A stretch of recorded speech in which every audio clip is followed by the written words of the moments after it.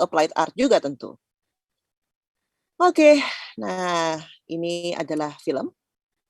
Film ini dibagi dua, visual dan audio. Visual itu video track,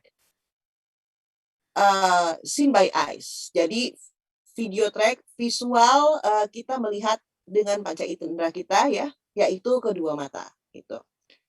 Sementara audio itu namanya soundtrack. Jadi kalau visual itu namanya video track, audio itu namanya soundtrack. Nah, heard by ears. Jadi kita menangkap audio apapun itu, mau itu musik kah, atau itu dialog kah, atau itu sound effect kah, itu kita pasti menangkap dengan kedua telinga kita. Jadi gambar kita lihat dengan mata, audio kita dengar dengan kedua telinga. Nah, inilah yang disebut dengan cinema.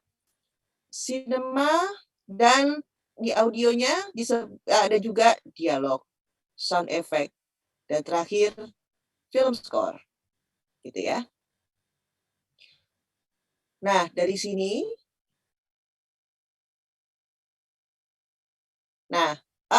apa yang kita lihat dengan mata kita itu kita melihat visual.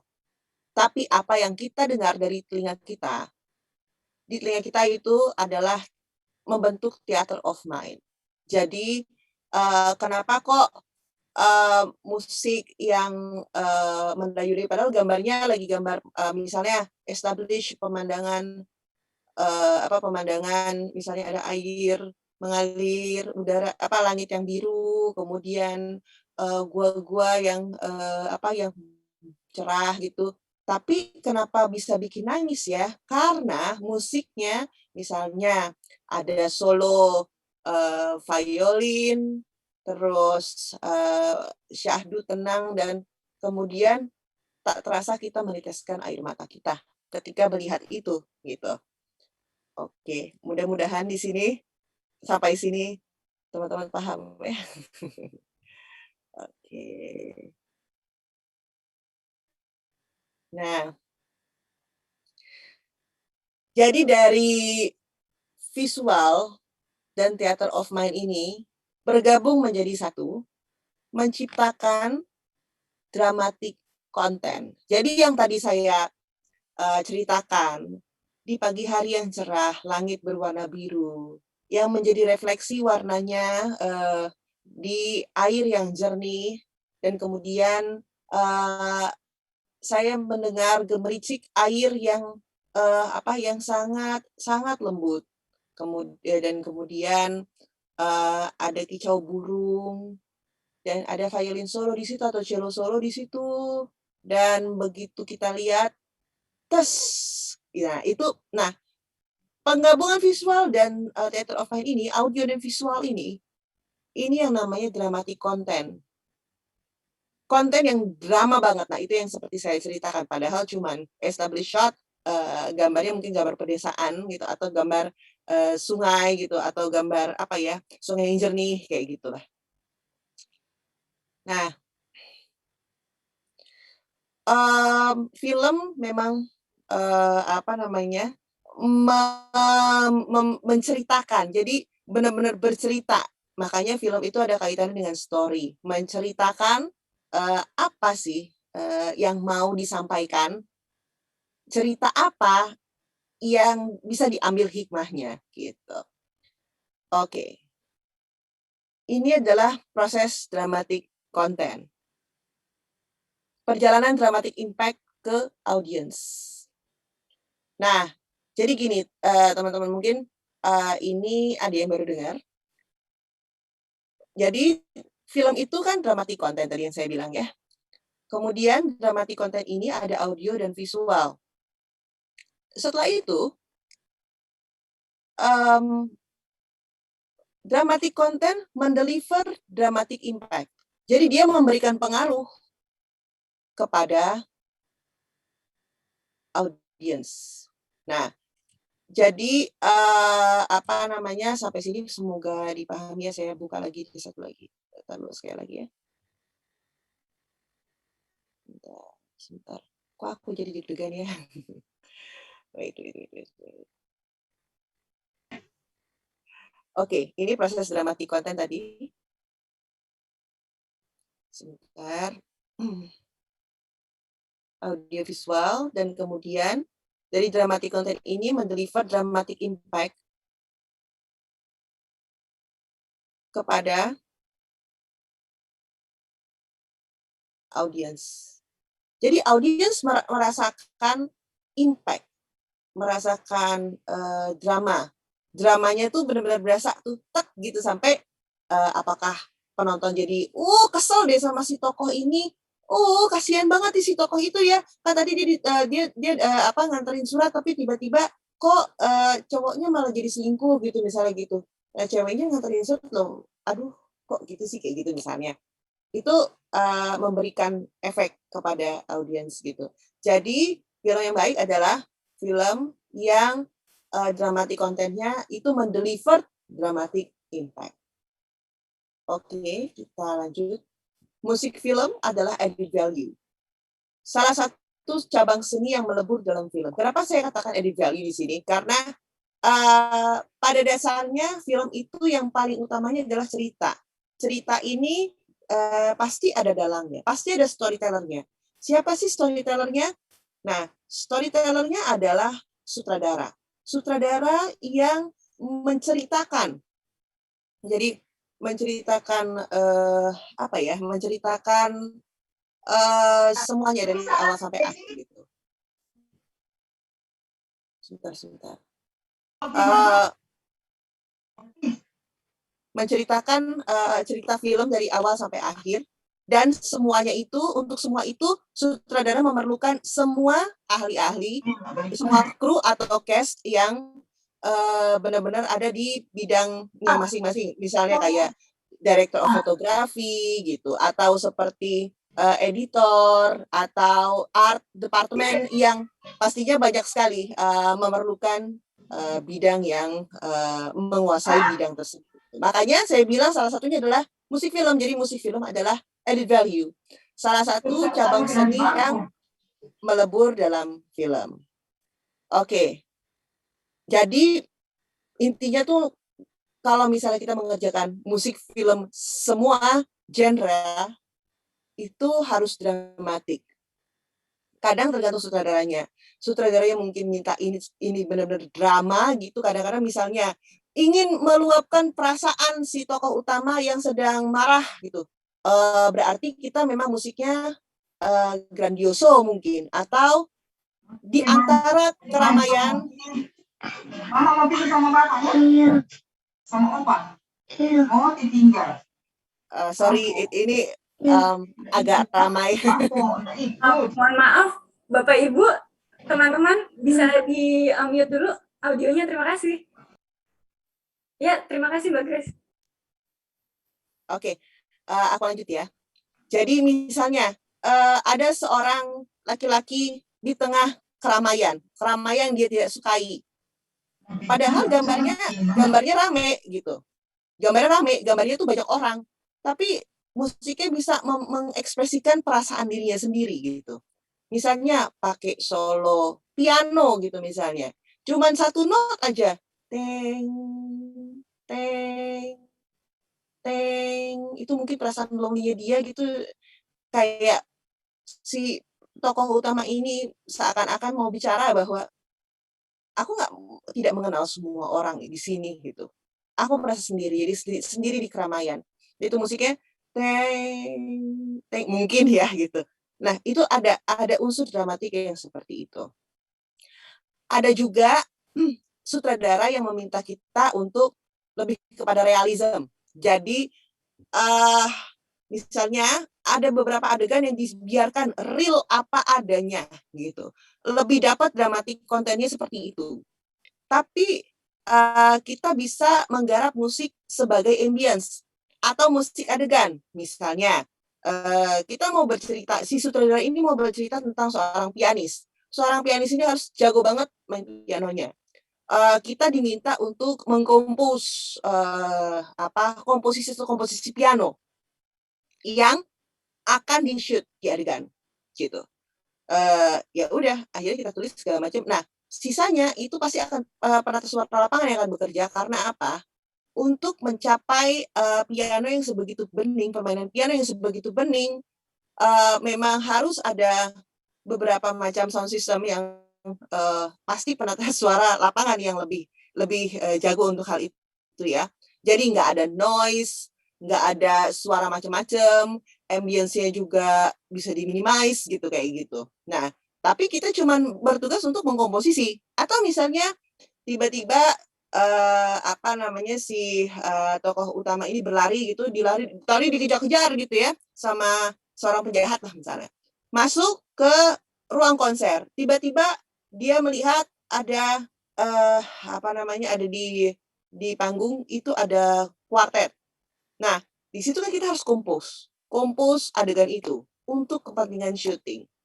Seperti itu kira-kira.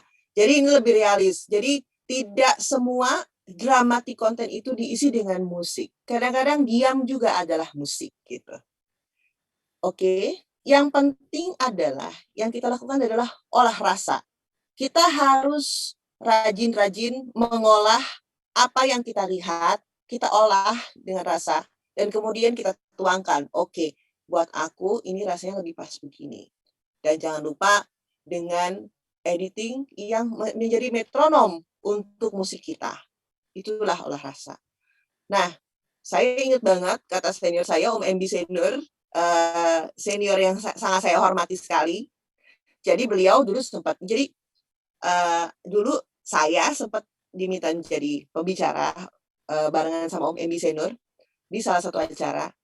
Dan saya ingat banget ini, penonton pertama sebuah film adalah penata musik film. Sekali lagi ya, penonton pertama sebuah film adalah penata musik film. Nah, kenapa begitu? Karena penata musik film itu harus menikmati yang namanya gambar yang sudah di-lock oleh sutradara dan juga produser. Jadi kita menonton pertama kali, kita bilang, oh ini harusnya lebih hening nih. Kita bikin reel aja di sini ya, kontennya sudah cukup untuk rasanya misalnya. Oh ini nggak bisa nih, ini high speed, terus isinya juga berat banget di temanya. Nah, di situ kita masukin, wah grandios atau gimana misalnya gitu. Atau misalnya adegan perang, oke kita bikin opposite ya, misalnya musiknya sweet tapi gambarnya perang. Ya selama masuk-masuk aja sih asik-asik aja. Nah, yang jelas yang pertama kali menonton film itu adalah penonton musik film, jadi dia juga tahu feel apa sih yang mau dimasukkan ke sequence ini, gitu. Nah, olah rasa membantu kita untuk menentukan musik pada dramatic content yang akan kita buat. Udah, terima kasih. Terima kasih banyak. Semoga, bermanfaat dan semoga saya nggak kecepatan ya menjelaskannya, gitu. Saya kembalikan kepada moderator. Terima kasih banyak Mbak Tia.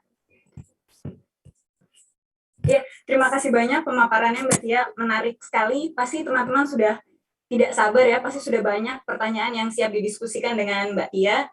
Namun sebelum kita lanjut ke sesi tanya-jawab, yang pertama kami ucapkan terima kasih yang sebesar-besarnya telah bersedia hadir bersama kami sore ini yang terhormat Mbak Tia Subiakto. Sekali lagi kami ucapkan terima kasih. Kami ucapkan terima kasih dan selamat datang kepada seluruh peserta acara praktisi masuk kampus. Meskipun belum dapat bertemu langsung, namun semoga semua dalam keadaan sehat ya. Perkenalkan, saya Yunike Juniyati Fitria yang akan memandu acara hari ini. Sebelum kembali ke diskusi mengenai film scoring bersama Mbak Tia, kami mohon kepada Ibu Ketua Jurusan Pendidikan Musik FBS UNY, Ibu Dr. Ayu Nizamah Fauziah, MPD, kepada Bu Ayu kami persilakan untuk menyampaikan dua patah kata. Bu Ayu, silakan Bu. Bentar saya keluar dulu, soalnya nyanyikan lagu Indonesia Raya acara. Terima kasih Bu Yunika atas waktu yang diberikan. Assalamualaikum warahmatullahi wabarakatuh. Selamat sore, salam sejahtera untuk kita semua. Yang sangat saya hormati Mbak Tia Subiakto, luar biasa. Terima kasih atas waktu yang diberikan untuk kami bisa berkenan hadir di sini berbagi pengalaman yang sangat luar biasa. Tadi presentasinya sangat-sangat menarik bagi kami. Terima kasih sekali di acara praktisi masuk kampus. Gitu. Nah, Mbak Tia, Bapak Ibu semua, serta para mahasiswa yang saya sayangi,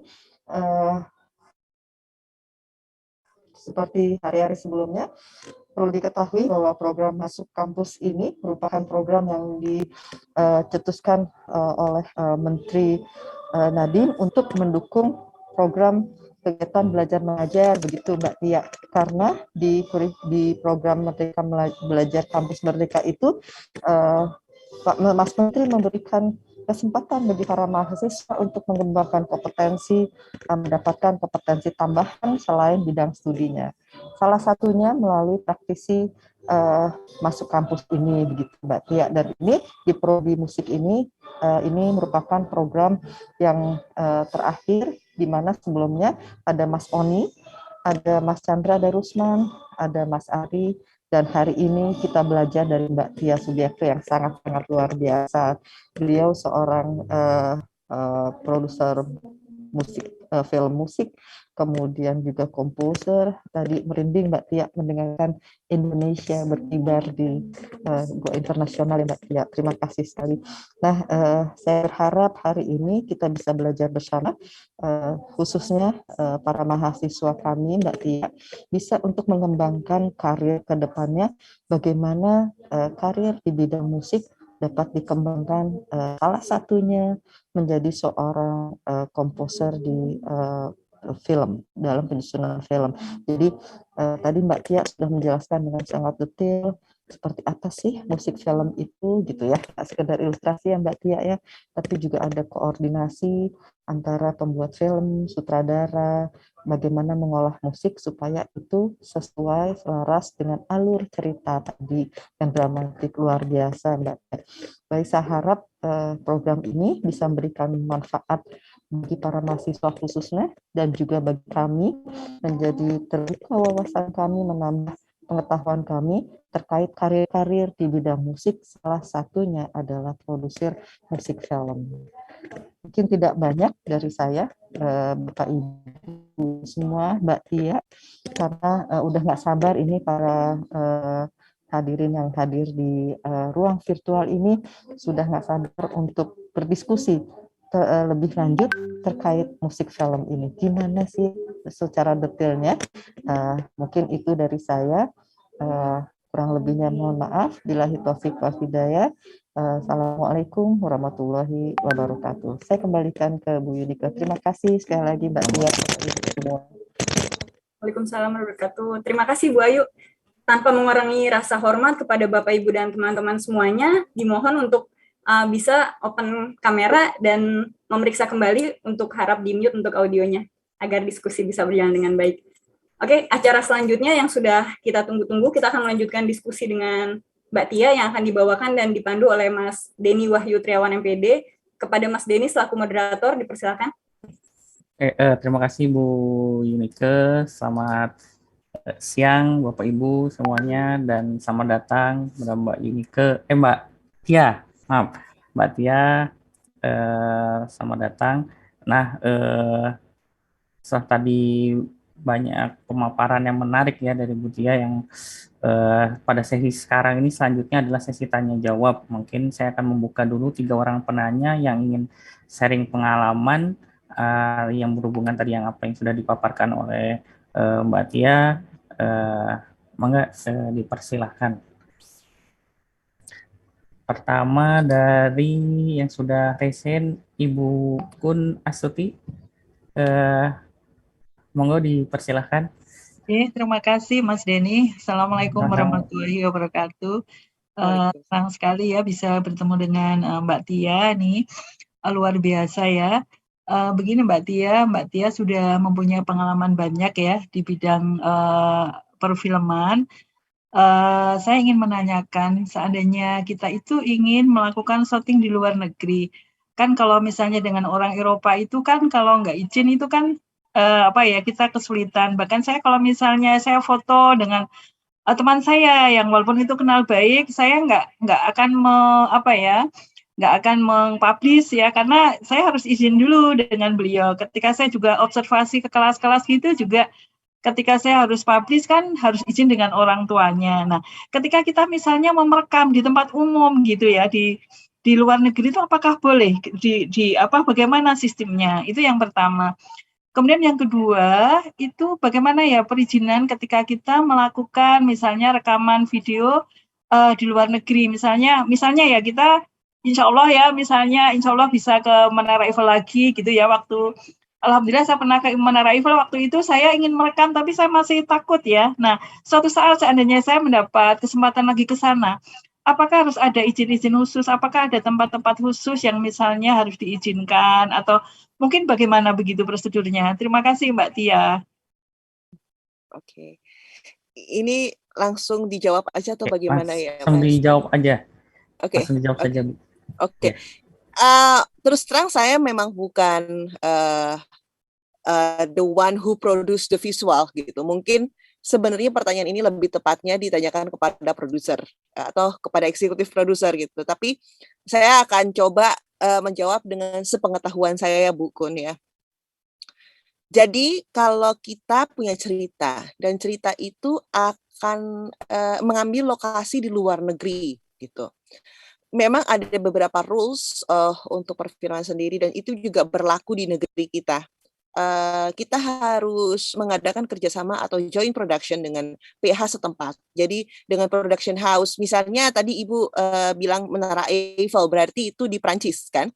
Berarti kita memang harus memilih production house yang mau kita kerjasama di Prancis dan juga kita harus bicarakan gitu. Ini skenarionya.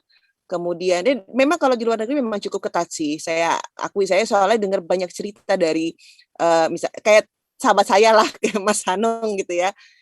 Ternyata memang kita kalau untuk lokasi itu memang harus confirm di foto gitu. Jadi di foto misalnya Menara Eiffel dari arah sini, Menara Eiffel dari arah sini, Menara Eiffel dari arah sini, minta izin lokasi.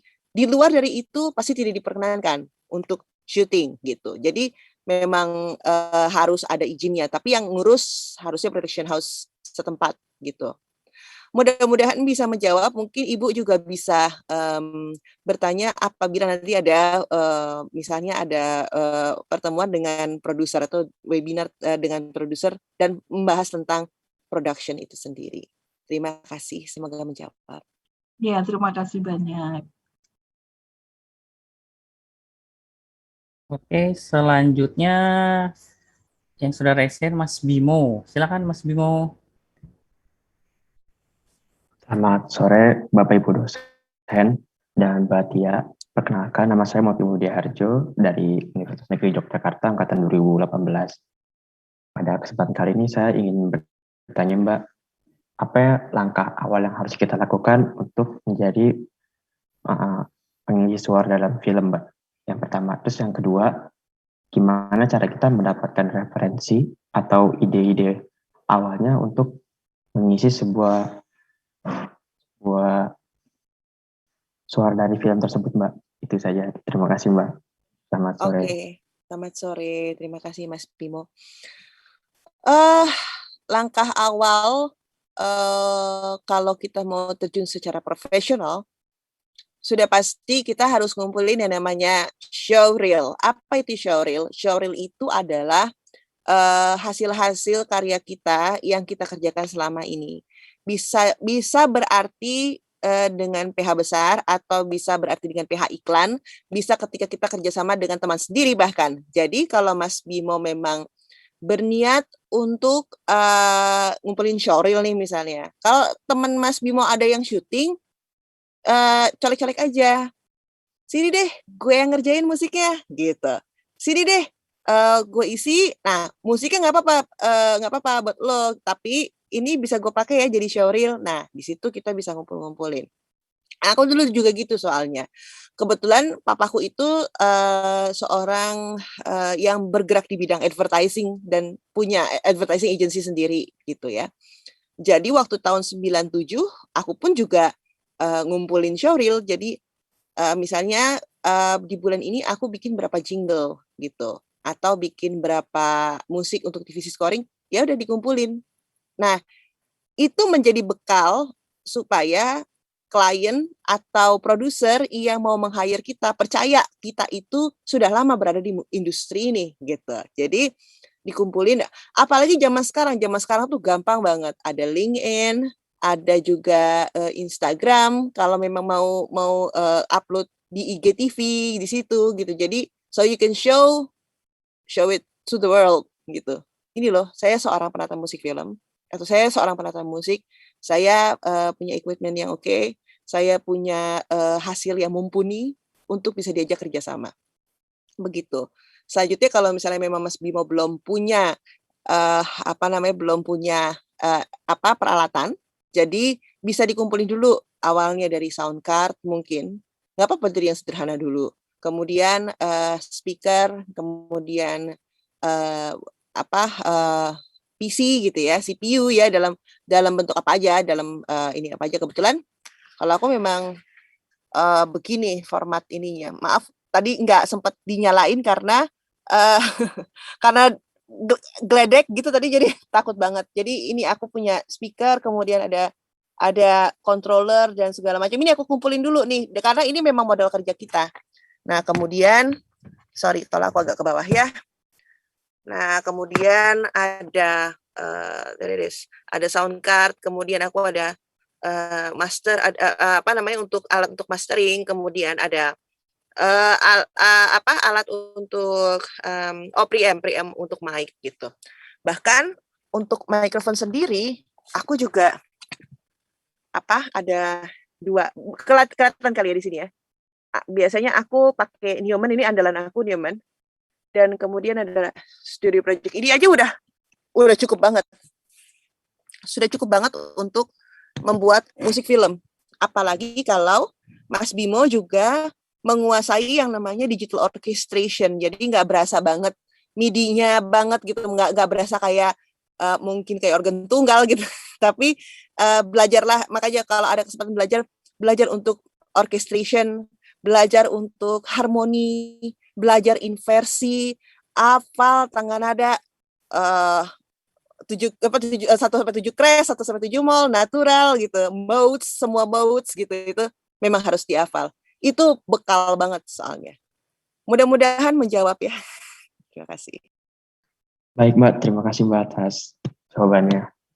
Sama-sama. Iya, oke, terima kasih. Selanjutnya ada Pak Alfian Nurrahman yang sudah resen. Monggo Pak. Iya, terima kasih. Assalamualaikum warahmatullahi wabarakatuh. Waalaikumsalam warahmatullahi wabarakatuh. Mohon izin ya untuk Pak Erwin, Bu Ayu, Bu Yunike, Bu Trias, Bu Kun, Pak Suwarta, dan Bu Wit, serta Mbak Panca juga. Beliau dosen-dosen saya dulu, jadi saya alumni dari UNJ kebetulan. Saat ini saya sedang di Bangka Belitung. Saya asli Jogja, kebetulan saya sekarang mengajar di SMK di Bangka Belitung, dan di sini tadi pagi saya sudah menghubungi Mbak Tia ya, mohon izin Mbak Tia. Jadi dalam beberapa bulan yang lalu, di bulan September saya sedikit cerita, kemarin saya bertemu dengan Pak Dr. Farhan Ali Rahman. Beliau menulis tentang novel Sang Pembius, dan di sini menghubungi produser saya. Jadi dulu tuh saya baru mencoba belajar di dunia film ini kan, sinematografi itu seperti apa sih scoring musik dan segala macam. Saya mencoba di sini belajar, dan kebetulan Pak Dr. Farhan mempercayakan kepada saya itu sebagai sutradara di dalam film Sang Pembius ini. Jadi saya melihat dari novelnya, sudah saya baca banyak beberapa alur cerita yang memang saya lihat memang sangat menarik karena mengangkat tentang kisah pandemi yang melibatkan gugurnya para dokter-dokter dan tenaga medis. Itu bagi saya suatu tantangan juga di sini. Akan tetapi kan karena saya terhitung baru di dalam dunia sinematografi, kebetulan di Bangka Belitung ini sekarang ini sedang giat untuk sinematografinya. Nah, dari beberapa teman kemarin sempat diskusi, itu ada beberapa teman itu bercerita, bahkan saya juga belajar kan dari sini belajar, terutama yang berhubungan dengan scoring tadi. Kalau scoring itu ada yang dari editor kami sempat bilang, Bang, lebih bagusnya itu dibuat musiknya dulu, ilustrasinya, kemudian shoot-nya dimasukkan. Kalau secara bayangan saya itu sepertinya susah ini, saya bilang gitu kan, harusnya kan diambil shoot-nya dulu, angle-angle-nya dapat sesuai dengan storyboard dari alur cerita seperti apa, kemudian ketika sudah jadi dari editor tuh baru nanti ada editing offline online-nya itu kita masukkan mungkin ya dari situ untuk sound-nya. Kalau menurut saya seperti itu. Tapi ada masukan seperti itu sampai sekarang pun saya masih belum bisa menemukan apakah ilustrasi itu dibuat di awal sebuah film atau di akhir sebuah film, itu yang pertama. Nah, kemudian untuk yang biasanya kalau saya membuat scoring, kemarin ada beberapa film pendek saya scoringkan, itu film saya putar dari videonya yang sudah diedit finish, kemudian saya tinggal memasukkan musik-musik aja, kemudian bagaimana apa yang harus saya masukkan, ini mungkin suara gitar atau ini mungkin suara piano atau nah ini tadi yang mungkin dikatakan Mbak Tia tadi bahwa menggunakan MIDI itu tadi, saya tuh mencoba pengen realnya kan seperti itu, mungkin karena tuntutan saya maunya real. Kalau MIDI itu kelihatan sekali pukulannya segala macam. Nah, mungkin di sini saya juga akan menanyakan software apa yang bisa digunakan dalam hal ini yang mungkin bisa menuntut. Kalau sementara ini saya lihat Logic Pro itu dari Cubase Studio One sampai ke Logic Pro ini, kemudian saya lihat kok Logic Pro agak bisa masuk, saya bilang gitu kan. Cuman saya masih terlalu awam di sini. Jadi mungkin bisa diarahkan untuk software atau aplikasi yang bisa kita gunakan ketika scoring. Terus dari film Sang Pembius kemarin ada beberapa teman nyumbang lagu. Ketika nyumbang lagu, saya lihat ketika adegan yang Aruji dan Zahra di atas rooftop itu yang bertemu itu kan aslinya musiknya itu musik band itu Mbak. Musik band yang beatnya itu 120. Akhirnya saya lihat ini tidak masuk tema ini, saya bilang gitu. Akhirnya saya rubah dengan piano dengan tempo 85. Itu pun belum finish karena mohon maaf mungkin kalau Mbak Tia nanti ada komunikasi dengan Dr. Farhan bisa menyampaikan bahwa membuat film itu tidak bisa sekejap gitu loh. Soalnya prosesnya panjang, kami dikejar waktu Mbak. Jadi 1 November skrip kami nulis. Tanggal 20-an itu kita syuting. Tanggal 1 Desember harus sudah jadi. Aduh, saya bilang ini baru trailer, saya bilang gitu. Bagaimana kalau nanti full movie panjang? Mungkin kemarin saya sudah memberi pemahaman ke Pak Dokter karena Pak Dokter juga awam ya, cuman karena beliau antusiasnya, saya mengatakan antusiasnya itu besar sekali sampai membeli peralatan untuk kamera, lighting itu memang di luar ekspektasi saya yang tadinya cuma diminta untuk menyutradarai kan. Tapi di sini karena melihat semangatnya yang besar itu, saya juga tidak mau istilahnya asal-asalan juga. Saya pengen bahwa film ini di Indonesia belum ada loh. Sang Pembius ini mengangkat tentang dunia medis yang berhubungan dengan pandemi itu belum ada. Akan tetapi jangan sampai hasilnya itu sembarangan. Itu yang menjadi prioritas saya, Mbak. Jadi harapan saya pengen semuanya bisa berjalan dengan baik. Nah, itu saja mungkin Mbak tadi yang saya tanyakan kan tentang musik ilustrasinya, terus kemudian tentang merubah komposisi yang lebih bagus, yang tadinya saya buat hanya darinya asalnya band, itu saya buat cuman dentingan piano, saya rubah temponya, saya rekod ulang dalam waktu yang hanya 2 hari itu, makanya memang belum fix benar. Mohon maaf kemarin mungkin Mbak Tia sudah mereview yang Sang Pembius ya, jadi memang itu saya mengatakan dadakan, saya minta maaf itu, jadi saya merasa nggak enak. Iya. Maaf Alfian, langsung aja ke pertanyaan. Iya, mungkin seperti itu, mohon maaf ini jadi melebar kemana-mana. Terus kemudian yang terakhir tadi softwarenya, itu saja mungkin Mbak Tia, mohon maaf Bapak Ibu dan teman-teman semua. Sekian, wassalamualaikum warahmatullahi wabarakatuh. Waalaikumsalam warahmatullahi wabarakatuh. Oke, mungkin jawaban aku singkat aja. Produksi itu pasti ada hubungannya dengan production design, di mana seharusnya seorang produser dan seorang eksekutif produser yang mendesain proses produksi gitu. Tapi ini bukan menjadi tema basic di sini. Jadi saya akan menjawab saya bisa menerangkan tentang production design, tapi saya lebih prefer untuk menjawab yang berhubungan dengan musik film, gitu ya. Jadi kalau untuk masalah production design, mungkin Mas Alfian akan memberikan inspirasi buat saya untuk membuat kelas tahun depan tentang production design. Itu satu, and I thank you for that. Yang kedua, oke. Sebenarnya semua tergantung masing-masing komposer. Apakah dia itu terbiasa untuk bermain atau terbiasa untuk menulis gitu. Ada beberapa komposer yang menulis. Saya termasuk yang menulis, walaupun menulisnya kadang-kadang pakai piano roll gitu untuk mempercepat waktu, mempersingkat waktu karena deadline adalah biasa. Deadline itu kan selalu menjadi momok bagi setiap komposer atau bagi setiap musisi. Tapi kan kita kan memang harus bekerja sesuai deadline. Karena kan the one who hire us itu pasti mau dengar musik kita seperti apa end resultnya. Apapun softwarenya, yang penting adalah hasil akhir. Dan kalau untuk kelihatan real, jangan lupa di musik itu ada dynamic. Ada crescendo, ada decrescendo, ada piano, ada forte, ada fortissimo, dan ada macam-macam. Kemudian jangan lupa bahwa di musik itu ada rubato, ada accelerando, dan kemudian ada andante, tidak harus selalu a tempo. Makanya saya bilang di sini, film yang jadi metronom untuk musik, untuk kita adalah editing. Offline editing itu saya gunakan untuk menghitung BPM. BPM itu tidak harus selamanya 120 dari ujung ke ujung. Bisa jadi dari 120 saya tarik tembak bawah ke 50. Atau mungkin dari 120 saya tembak ke 160. Bisa. Dan itu permainan olah rasanya itu ada di situ. Dan jangan lupa mendengarkan itu lebih baik.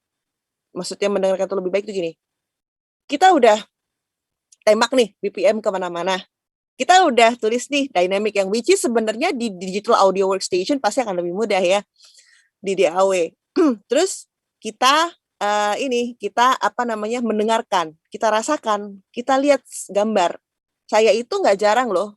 Ini misalnya kayak ini, saya bikin ada film pendek yang lagi ongoing proses, dan saya di bagian situ setelah saya selesaikan musiknya selalu nangis karena gila ini touchy, aku nggak tahan, I can't stand the sadness, beneran deh, yang kayak aduh, apalagi kalau udah bicara ibu dan anak kayak itu udah buat saya itu benar-benar dari lubuk hati terdalam gitu, sampai saya nggak sanggup ngelanjutin cue berikutnya gitu, untuk gambar sequence berikutnya tuh nggak sanggup, saya butuh 1 jam untuk diam.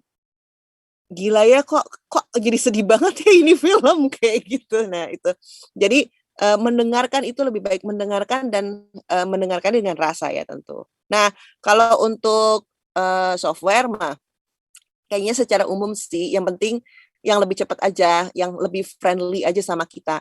Aku biasanya di AW-nya itu Nuendo karena memang dari tahun 2003 aku memakai Cubase, awalnya dari Cubase dan kemudian pindah ke Nuendo. Kemudian untuk virtual VST instrument, aku biasanya memakai kontak. Karena aku memang penggemar komplit ya, mungkin penggemar native instrument gitu ya, jadi aku pakai kontak. Dan untuk bagaimana Mbak Tia cara membuat menjadi real, kayaknya mari kita tanya kepada panitia untuk hayo kalau memang mau discuss tentang gimana sih cara bikin dinamik, gimana sih cara bikin biar real, hayo aja. Mungkin temanya digital orchestration gitu, mungkin bisa saya yang bawakan lagi, nanti kita tanya ke panitia, bila panitia berkenan. Gitu. Terima kasih Mas Alfian, semoga menjawab. Terima kasih Mbak. Iya, terima kasih. Untuk selanjutnya, sebelum kita ke chat, ini ada di ruangannya ada Pak Muslim dari UIR Pekanbaru. Monggo Pak Muslim. Makasih, selamat sore Mbak Tia. Mohon izin Mbak Ayu. Mbak Tias, saya ini kan orang tari. Sekarang lagi tren-trennya juga dance film gitu. Tapi saya khusus nanyakan untuk film aja sekarang nih.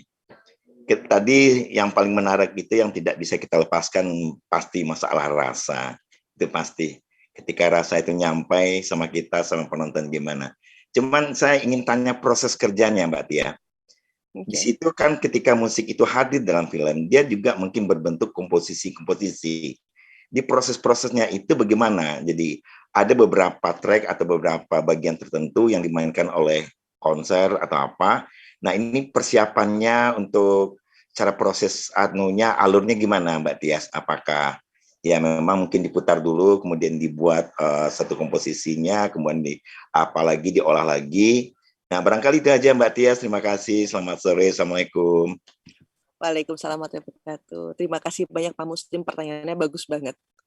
Ini malah jadi mengingatkan saya lupa cerita di sini bahwa sebenarnya kalau untuk musik film sendiri itu ada tiga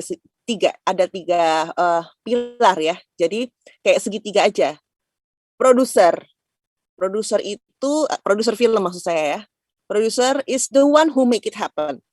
Jadi produser adalah orang yang membuat ini menjadi kenyataan gitu. Yang tadinya ada tertumpah di skenario dan skenario itu cuma sekedar mimpi dan kemudian yuk kita jadiin yuk gitu misalnya. That's the one who make it happen, produser.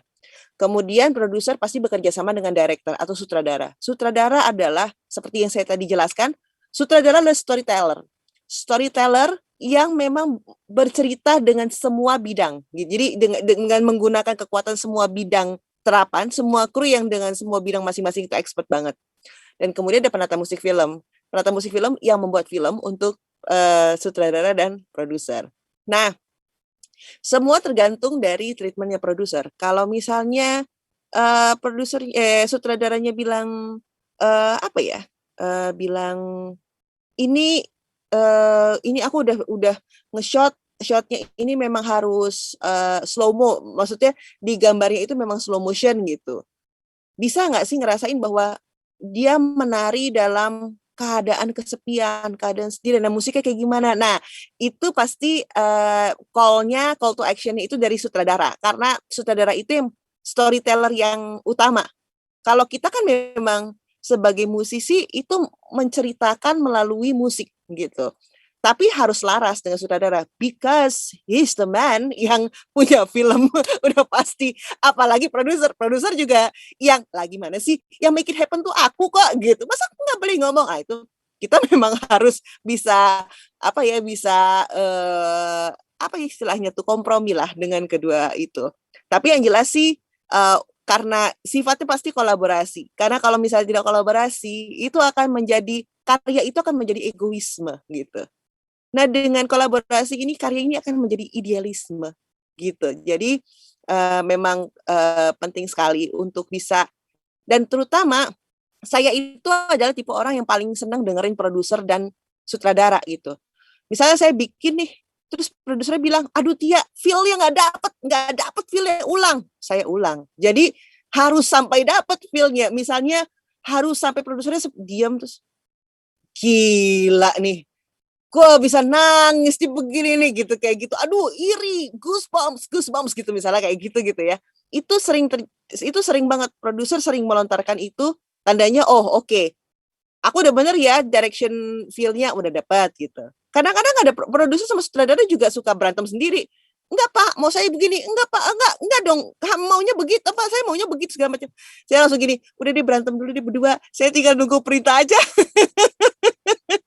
Gitu. Kadang-kadang suka gitu. Tapi itulah industri perfilman sih. Kadang-kadang kita harus mengalami hal seperti itu. Mudah-mudahan menjawab ya Pak Muslim ya jawaban saya. Terima kasih Mbak Tia. Cuman tadi maksud saya itu apakah Mbak menuliskan dalam bentuk komposisi musik yang nanti diberikan kepada para pemain. Jadi nanti ketika sudah mau bermain dengan anunya, apakah itu hasil rekaman, apakah live itu langsung dengan track-track yang dilakukan. Itu maksud saya Pak, prosesnya tadi. Jadi musik-musik yang Mbak bikin itu dituangkan ke dalam satu tulisan komposisi musik atau gimana sehingga pemainnya bisa Itu yang saya maksud, Pak, proses itu tadi. Oh, oke.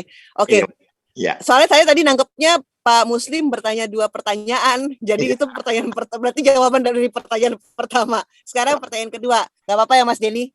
Ya. Oke, karena saya udah bilang bahwa musisi pasti harus menghadapi deadline. Ya. Terkadang saya dikasih waktu cuma 2 minggu untuk bisa menyelesaikan musik film, bahkan seminggu. Dan buat saya, aduh, bisa kram otak aku. Nah, oleh karena itu, aku nggak bisa dengan cara yang bertele-tele. Mungkin ada beberapa musisi yang lebih nyaman dengan cara misalnya nulis skornya dulu gitu. Ini flute-nya, ini apa ya segala macam. Kalau saya nggak, saya cuma nulis not baloknya itu. Not baloknya di melodi doang. Selebihnya saya langsung ke DAW. Jadi saya langsung langsung dikerjakan. Liatin dulu feel, color, dramatic tone-nya seperti apa. Nah, itu saya langsung kerjainnya di DAW. Bahkan ketika saya ngerasa ini feel-nya lebih dapat begini melodinya, saya langsung operate sendiri ke ruang take, saya take vokalnya. Kalau itu ada humming atau itu ada ini nih lebih enak nih sound effect-nya udah bermusik sendiri nih. Tambahin ini, tambahin misalnya suling, misalnya saluang gitu misalnya. Ya udah panggil aja temenku. Biasanya aku sama Bang Saat kan. Bang Saat, ayo dong ke sini gitu. Udah dia take aja jam 1 pagi gitu di sini gitu. Jadi ya memang begitulah, namanya juga berkesenian kan. Tapi yang penting itu rasanya dicapai. Jadi enggak ada yang ini. Biasanya tuh sekarang itu memang malah lebih cenderung musisi itu lebih banyak untuk komposer film itu lebih banyak digital orchestration, di mana everything simple dan everything's affordable untuk produser film ya gitu. Tidak semua produser akan mengeluarkan budget yang cukup untuk live recording orkestra. Tapi kalau kita punya privilege itu, kita harus memanfaatkan sebaik-baiknya. Maka dari itu, begitu kita bikin musik, kita udah tahu ini dummy. Ini kayak dummy. Jadi kayak contoh musik yang pasti realnya jatuhnya begini gitu misalnya. Udah didengerin, oke, saya udah dapat feel-nya, kemudian saya kasih MIDI-nya atau separate tracks-nya ke transkrip untuk ditranskrip ke score. Setelah itu baru kita masukin ke music kontraktornya, music producer yang di sana gitu, dari score dipisah-pisah jadi partisi dan kemudian langsung dimainkan. Tentu dimainkannya harus dengan ini kita gitu, maksudnya harus dengan supervisi kita karena kita yang punya komposisinya. Betul. Mudah-mudahan ya sama-sama Pak, mudah-mudahan menjawab ya kedua pertanyaan tadi. Ya betul, yang terakhir betul sekali. Siap. Oke, terima kasih. Selanjutnya di kolom chat ada beberapa yang ingin menyampaikan pertanyaan. Saya bacakan aja dari Rama. Selamat sore Ibu Tia, nama saya Rama. Mohon izin bertanya. Pertanyaannya itu, penata musik juga menentukan original soundtrack di setiap skin, atau hanya fokus ke musik latar belakang atau BGM atau instrumental? Terima kasih. Oke, pertanyaan yang menarik. Sebenarnya penata musik film itu bertanggung jawab dari awal sampai akhir cerita. Dari awal frame zero sampai end of credit title, itu tanggung jawab kita. Jadi seharusnya penata musik film diberikan kuasa untuk melakukan spotting original soundtrack yang mana sih yang mau dipasang. Tapi kitanya juga harus jeli, misalnya adegannya bukan adegan gitu. Maksudnya yang ditaruh itu bukan adegan yang golden scene gitu, maksudnya yang memang ini, atau adegannya yang montage aja. Jadi slice of life dan segala macam. Nah, itu bisa ditaruh soundtrack di situ gitu.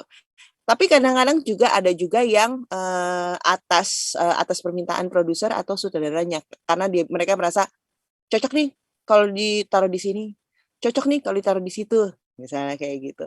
Ya udah, kita tinggal pasang, dan kalau misalnya memang kita ada sambungan dari adegan itu langsung montage, ya berarti kita tinggal sambung dengan instrumen saja, gitu. Itu kayaknya ya jawabannya ya, mudah-mudahan menjawab. Oke, terima kasih. Selanjutnya yang masih dari kolom chat dari Amalia Putri. Selamat sore Mbak Tia, saya Amalia Putri Puspetasari dari UNY jurusan Musik Angkatan 2018. Mau izin bertanya, ketika Mbak Tia mendapatkan sebuah proyek musik untuk sebuah film, itu biasanya Mbak Tia itu mencari inspirasi. Nah, itu langkahnya gimana? Yang pertama. Nanti yang kedua, misalkan musik sudah jadi dan sudah ditempatkan di film atau di adegan tertentu, apakah ada kendala? Maksudnya kendala di sini misalkan tiba-tiba merasa kurang cocok atau kendala lainnya sedangkan musiknya sudah jadi dan mungkin deadline-nya juga sudah dikejar. Lalu bagaimana cara solusi mengatasinya gitu. Terima kasih Mbak Tia. Gitu. Oke. Yang pertama tadi berarti tentang apa? Sorry, tentang inspirasi. Oh, inspirasi. Oke. Kita saat ini memang film itu lebih banyak tentang intisari dari kehidupan. Kehidupan kita juga film. Tapi bedanya real ya, bukan diputar di bioskop gitu. Jadi kalau ada rasa, misalnya pada waktu itu tiba-tiba nih hewan peliharaan kita pergi gitu, dan kita sedih banget, simpan rasa itu dan tuangkan ketika menghadapi gambar gitu. Sama seperti misalnya nih, saya sempat mengalami perceraian, saya sempat mengalami pernikahan.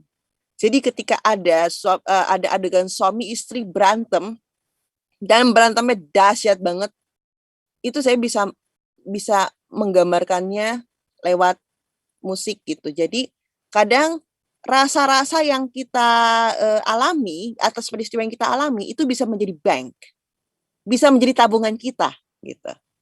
Jadi rasanya sih itu ya saran saya, tabunglah rasa dari berbagai macam peristiwa yang kita alami dengan sebaik-baiknya, karena itu bermanfaat sekali untuk pembuatan musik film. Itu satu.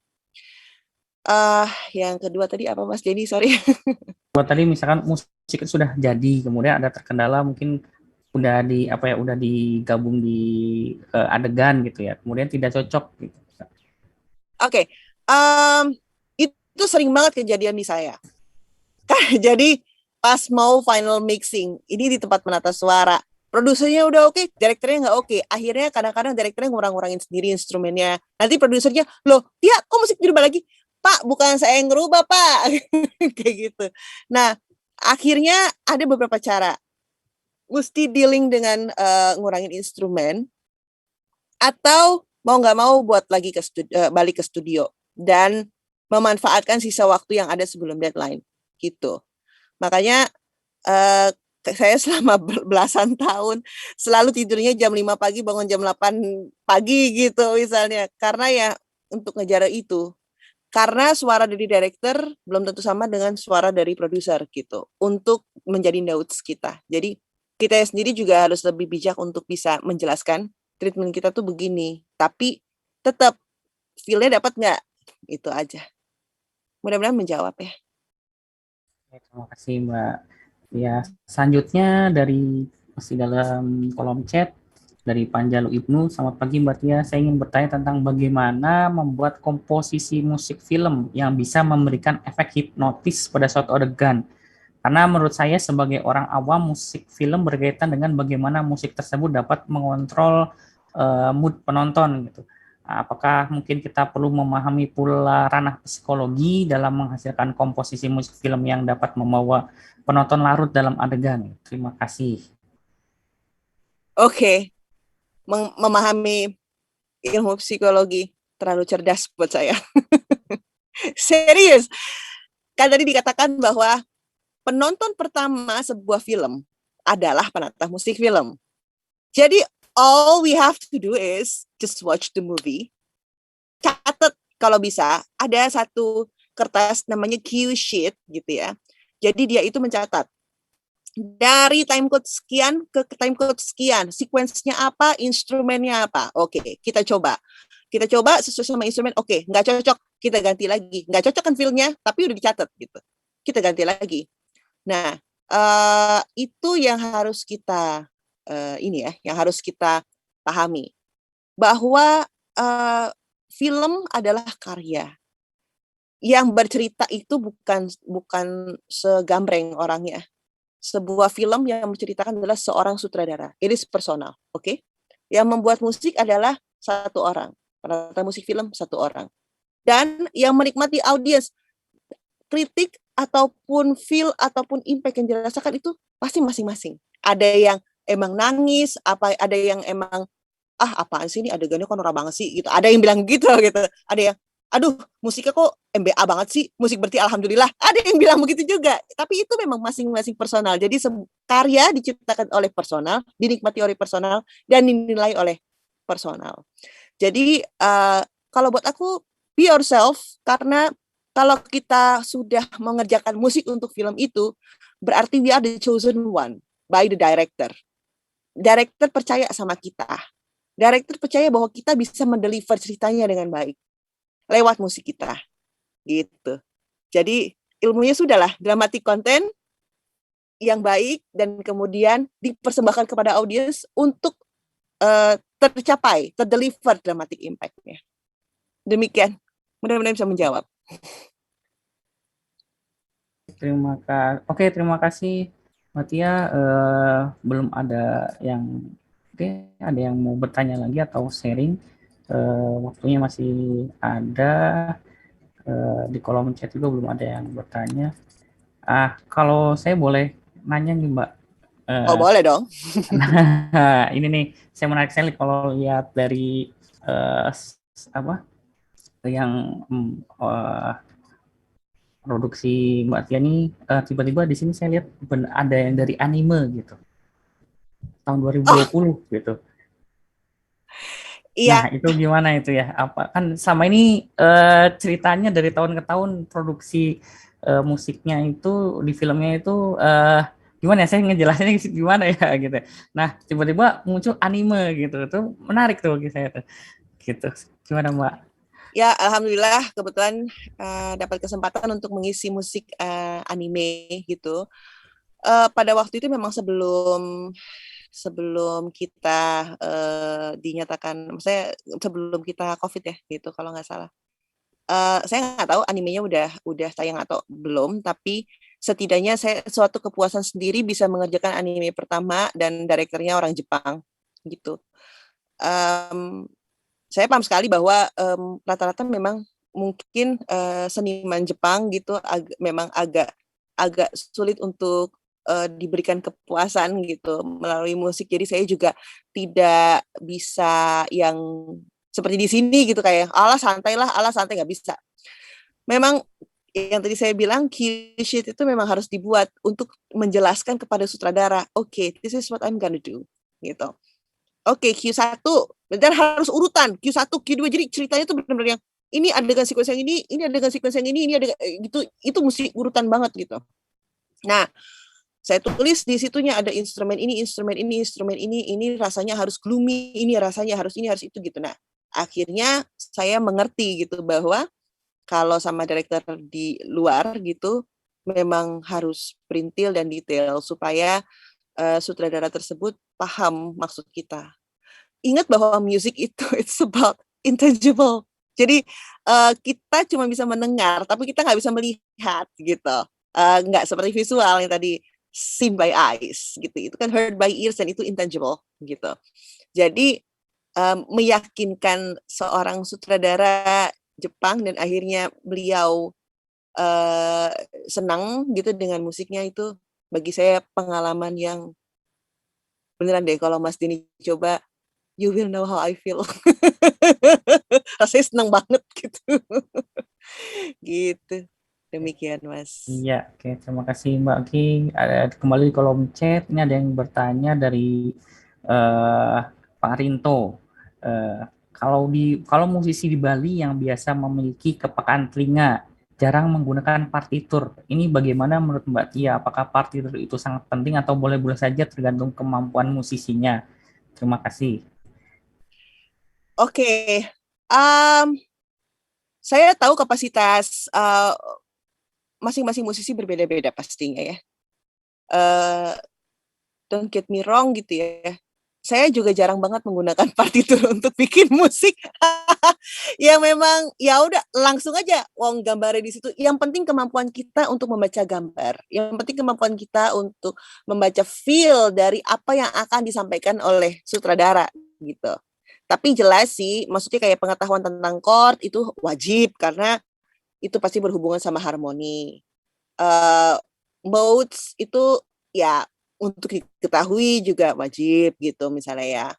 Atau tangan nada juga wajib. Tapi kalau untuk partitur ya kadang-kadang juga saya merasa bahwa kalau partitur itu cuman perencanaan gitu maksudnya. Dan bagaimana kita mentranslate apa yang kita rasa, melodi yang kita rasa atau harmoni yang kita rasa ke musisi yang lain gitu. Jadi kalau misalnya nggak pakai partitur bisa jadi penata musik film bisa. Kalau memang mau mengambil jalurnya benar-benar jalur yang etnis gitu. Dibiasakan sesuai sama kebiasaannya. Yang penting di gambar itu feel-nya dapat, dramatic impact-nya itu terdeliver. Demikian. Semoga menjawab. Oke, terima kasih Mbak. Selanjutnya belum ada pertanyaan lagi yang masuk. Oke, silakan Bapak Ibu yang masih ingin bertanya. Mungkin saya, Mas. Oh ya, monggo Ibu Heni. Ya, Mbak Tia, selamat sore Mbak Tia. Saya salah satu pengajar di jurusan musik. Saya kebetulan juga mengajar musik ilustrasi, tapi musik ilustrasinya ya yang gitu-gitu aja lah Mbak, yang belum yang sampai taraf ilustrasi film ya. Jadi soalnya di jurusan musik juga mahasiswanya juga beragam ya. Jadi ada beberapa hal Mbak yang mau saya tanyakan. Jadi ketika kita diminta untuk mengilustrasi sebuah film atau cerita begitulah, itu yang harus dilakukan apa dulu Mbak? Apakah kita harus nonton dulu sampai selesai, terus baru kita bikin musiknya, ataukah sudah ada cue dari si peminta yang meminta kita untuk ilustrasi Mbak? Oke. Kalau itu kita memang wajib untuk menonton filmnya dari awal sampai akhir. Kita harus bisa menangkap premis dari cerita itu, menangkap intisarinya, dan pastinya akan lebih simpel karena pasti cerita film itu drama 3 babak, atau kalau yang terbaru sih, maksudnya yang kekinian biasanya orang paling banyak memakai 8 sequence gitu. Mungkin Ibu lebih paham dari saya tentang 8 sequence atau 3 drama, karena saya juga baru belajar menulis Bu, dan ternyata tuh film tuh 3 drama gitu, drama 3 babak gitu ya, atau 8 sequence tuh isinya apa, ada inciting incident atau apa segala macam, itu kita memang harus bisa pelajari. Disitulah dinamika yang bisa kita ekspresikan melalui musik dari awal sampai akhir gitu. Jadi nggak dari awal di ini semua dikencengin semua, akhirnya dikecilin. Penonton bakalan sudahlah meninggalkan teater bioskop. Udah pasti kalau itu, makanya saya bilang dramatic content itu sangat penting, dan setiap dramatic content intensitasnya berbeda-beda. Demikian Bu. Ya, berarti kita harus mengenal karakter-karakter musik ya. Kalau nggak salah kan ada karakter komedi, karakter heroik, karakter senang, sedih dan sebagainya. Itu kan nanti berarti terkait dengan ilustrasinya ya. Terus saya juga pernah melihat sebuah film tahun 2002, judulnya Spirit yang Kuda itu loh Mbak, Spirit apa itu. Itu dia selalu menggunakan tema musik yang dia jadikan sebagai OST.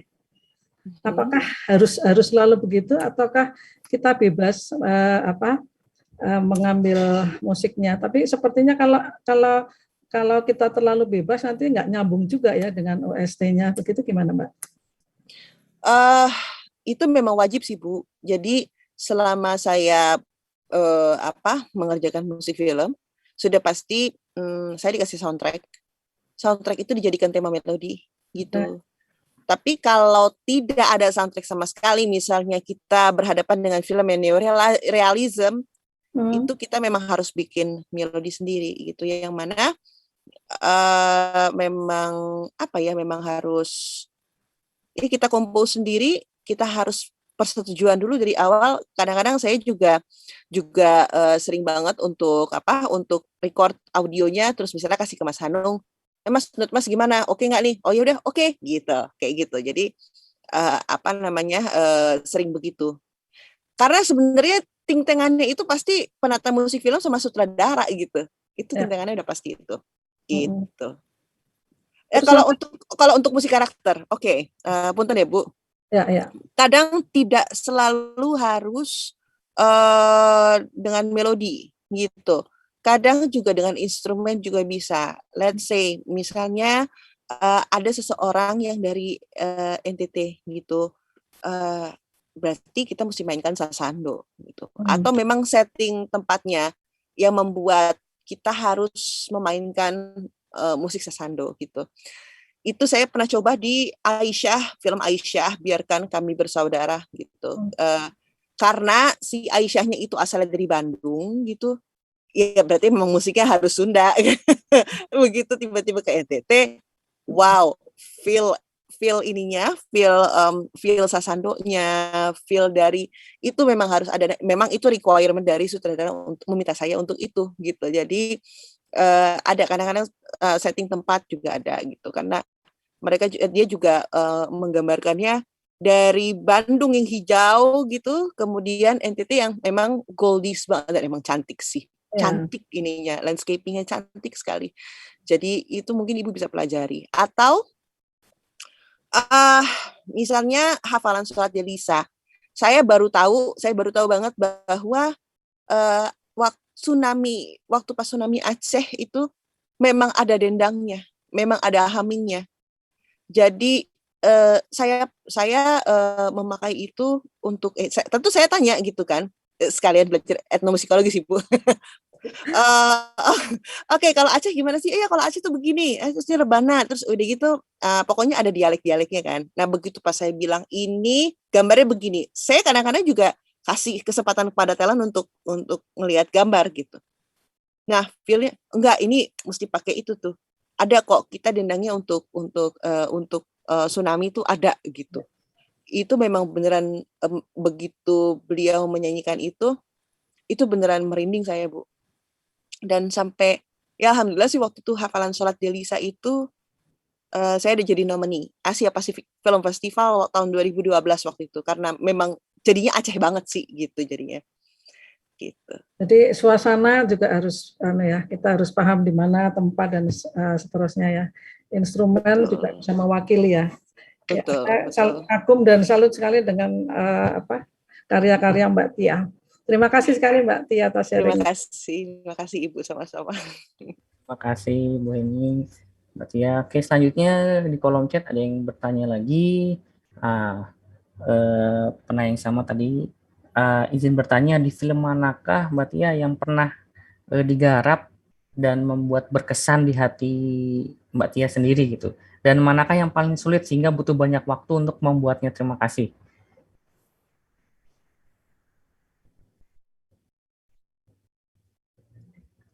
Maaf ya Mas Denny tadi ya. sempat ada WA yang penting. Yang paling berkesan, setiap film pasti ada kesan. Seperti waktu pas aku mengerjakan Cinta, kesan pertama saya bisa bekerja sama dengan seorang Hanung Bramantyo yang luar biasa, gitu ya. Saya belajar banyak dari beliau. Dan Soekarno, pertama kali saya rekaman live instrumen di Moskow, yang mana akhirnya saya dapat banget feel European-nya gitu ya. Dan kemudian banyak sekali film-film yang sudah pernah saya kerjakan musiknya, dan semua itu sangat berkesan. Bisa kayak Rudy Habibie pertama kalinya saya mengerjakan agak stylenya semi action, dan ternyata saya bisa mendapatkan Best Music Asia Pacific Film Festival 2017 yang mana waktu itu saya nggak percaya, yang benar gitu. Tapi itu juga punya tantangan tersendiri. Terus terang punya tantangan tersendiri. Apalagi ya? Jadi setiap film itu punya tantangan tersendiri gitu. Apalagi film pertama ya Sang Dewi. Itu pertama kali banget saya terjun. Pertama kalinya saya yang waktu itu saya benar-benar masukin ke Sibelius, saya pakein itunya, pakein saya tulis segala macam. Pada akhirnya saya bilang, enggak deh, demi ngejar waktu, ayo kita hajar aja lagi, gitu. Akhirnya begitu, kayak belajar juga gimana caranya membuat musik yang untuk Dolby. Jadi untuk keperluan Dolby, untuk keperluan surround itu juga. Ya karena kan semakin hari setiap film pasti akan ada berubah teknologi. Pada waktu itu saya masuk ke dunia film itu memang ada digital disruption yang terjadi di visual, mungkin di audio udah duluan ya, dari pita ke komputer, ke DAW. Walaupun waktu pas saya mengerjakan Sang Pencerah saya tetap ada pakai pitanya, jadi gamelannya saya pakai pita malah rekamannya. Tapi secara visual kan dari seluloid 35, biasanya 3516 gitu ya, menggunakan seluloid gitu untuk syuting gitu. Sampai akhirnya hanya menggunakan kamera yang memang benar-benar digital gitu. Itu perubahan teknologi itu berubah. Belum lagi player di bioskop ya, yang tadinya namanya merit print, ada reel 1, reel 2, reel 3, dan itu benar-benar dicetak gitu ya, dicetak di mana? Di seluloid dan dimainkan melalui proyektor gitu. Sampai sekarang cuman namanya DCP, Digital Cinema Package gitu.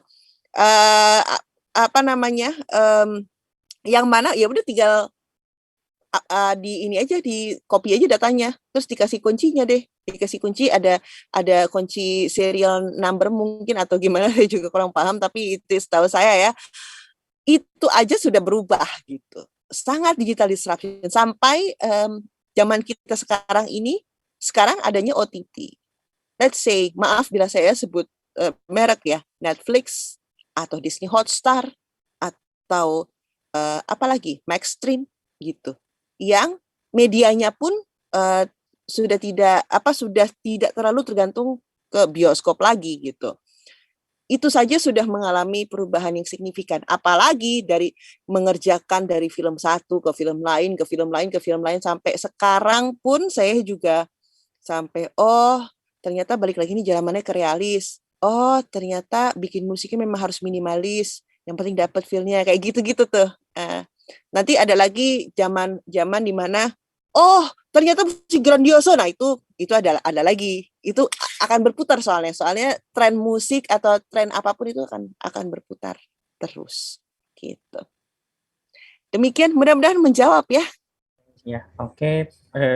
Terima kasih Mbak Tia. Selanjutnya ini di kolom chat juga masih ada yang bertanya.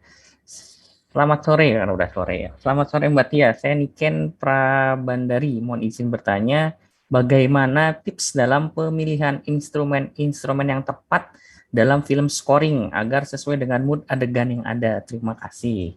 Mangga Mbak Tia. Oke.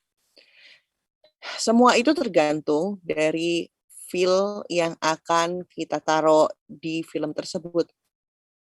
Bila kita benar-benar menginginkan sesuatu hal yang bersifat personal, kasihlah single instrumen, apapun instrumennya.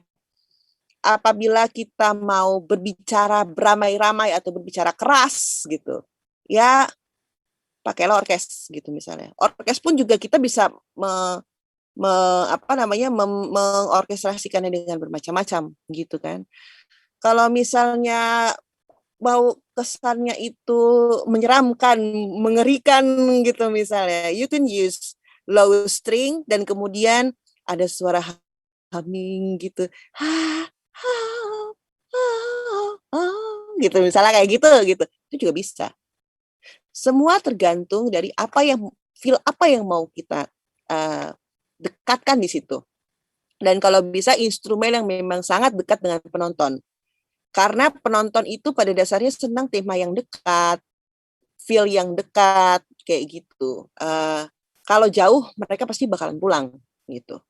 Gimana caranya? Nah, ini juga kuncian. Gimana caranya 15 menit pertama penonton tidak meninggalkan kursi. Kalau 1 sampai 15 menit pertama penonton meninggalkan kursi, which is itu satu reel 1, selesailah. Berarti kita gagal. Jadi opening is the key, 15 menit pertama itu. Demikian.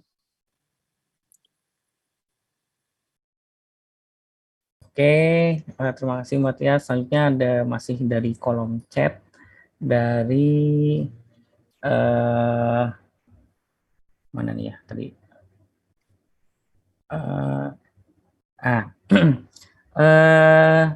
Mbak Tia di film manakah atau karya penata musik lain di film mana gitu ya? Mungkin penata musik film lain maksudnya. Iya, kayak penata musik.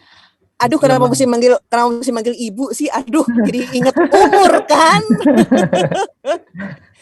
Panggil aja Mbak lah. Oke. Oke. Nah, itu karya BGM yang paling baik dan paling Mbak Tia kagumin. Terima kasih. Oh, soalnya tadi agak kurang jelas. Aku pikir setiap film yang aku garap musiknya. Oke, beda-beda ya. Misalnya aku suka Tandun. Waktu itu Crouching Tiger, Hidden Dragon. Terus pertama kali yang membuat aku pengen banget jadi penata musik film adalah E.T. John Williams. Itu aku benar-benar suka banget gitu ya. Kemudian apa lagi ya? Aku sih senang yang sifatnya memang etnis gitu ya, kemudian menggambarkan suasana benar gitu ya, jangan sampai suasananya di Bangkok tapi gamelannya Jawa kayak gitu tuh buat aku aneh gitu. Tidak mencerminkan suatu tempat gitu. Nah, kemudian apa lagi ya? Ya kalau menurut saya sih yang paling penting ceritanya sih memang. Nah, musik, bagaimana caranya musik yang diindikan oleh penata musik lain itu bisa blend into the story, blend in semua, tidak yang menonjol sendiri gitu. Misalnya kayak orang suka bilang, gila ya ini, gue udah nonton film ini, musiknya bagus loh gitu. Berarti sutradaranya gagal. Musiknya doang yang bagus, berarti ceritanya jelek. Gitu. Jadi kadang-kadang aku juga bukannya gimana tapi bagaimana ketika musik itu bisa blend in dengan film itu yang paling terbaik. Dan menurut saya yang tadi saya sebutkan, tadi yang saya mention tadi itu yang memang blend in bagi saya dan tidak terlalu menggurui untuk mengalirkan gitu. Kayak gitu. John Williams sama Tandun. Sama ya kalau John Williams ada 2 film, E.T. sama Memoirs of Geisha itu sih. Mudah-mudahan menjawab ya. Oke, terima kasih Mbak. Nah, ini ada pertanyaan lagi dari Francisca Saveria. Selamat sore Mbak Tia, mohon izin bertanya, bagaimana menurut Mbak Tia untuk musik ilustrasi sinetron yang ada sekarang? Apakah perbedaan dengan proses pada pembuatan musik di film? Mungkin film layar lebar gitu. Mungkin terima kasih Mbak Tia. Oke, aku jawab. Kebetulan aku baru ngalamin ini. Jadi untuk pertama kalinya dalam sejarah hidup aku mengerjakan sinetron by myself gitu ya. Beda, sumpah beda banget. Jadi kalau film itu memang kita harus memperhatikan tuturan ceritanya. Kalau sinetron, enggak Mbak, hajar aja. Kita stripping, hajar aja. Minta stok 50 musik, oke? Sedih 5, fighting 5, marah 5, tegang 5, gitu. Jadi stok banget deh. Dan kita sendiri nih yang, aduh, bentar dulu, tokoh ini siapa? Tokoh yang ini emang gimana? Bentuk aja kita kagak ngerti gitu ya. Tapi gimana? Itu adalah risiko dan konsekuensi suatu pekerjaan bila kita menerima musik sinetron, kita harus nyetok aja, musik sedih, musik riang, musik romance, musik fighting. Kadang-kadang buntu juga sih. Bener-bener yang aduh emang harus nyetok ya, biasa ngelihat gambar kok, biasa perhatiin gambar, nge-feel segala macam. Tapi pada waktu itu saya juga sempat bilang bahwa saya penata musik film, jadi bisa nggak saya lihat gambar satu episode aja gitu. Saya lihat gambar, saya skor gitu, dan jadinya beda banget. Tapi memang tidak bisa semuanya, karena sinetron itu tuh setiap hari stripping, dan saya tahu sekarang tantangannya adalah bagaimana caranya mengalihkan perhatian orang-orang untuk nonton gitu. Misalnya iklan lewat kan. Nah, ini gimana caranya nih bisa bisa wah, itu lanjutannya itu gitu. Jadi itulah perannya musik dan musiknya juga kayaknya kalau dari segi teknis pun juga beda. Maksudnya teknis dari berapa dB-nya apa segala macam gitu. Demikian, mudah-mudahan bisa menjawab. Ya, oke, terima kasih Mbak Tia. Selanjutnya masih dari kolom chat, ada yang namanya dari Alisa Cahya. Hai Mbak Tia, izin bertanya untuk Mbak Tia, bagaimana cara Mbak Tia mentreatment diri sendiri di proses kreatif saat produksi film scoring? Karena pastinya banyak banget genre yang dikerjakan, apakah treatment tiap filmnya sama atau ada tips tersendiri nih untuk itu? Terima kasih.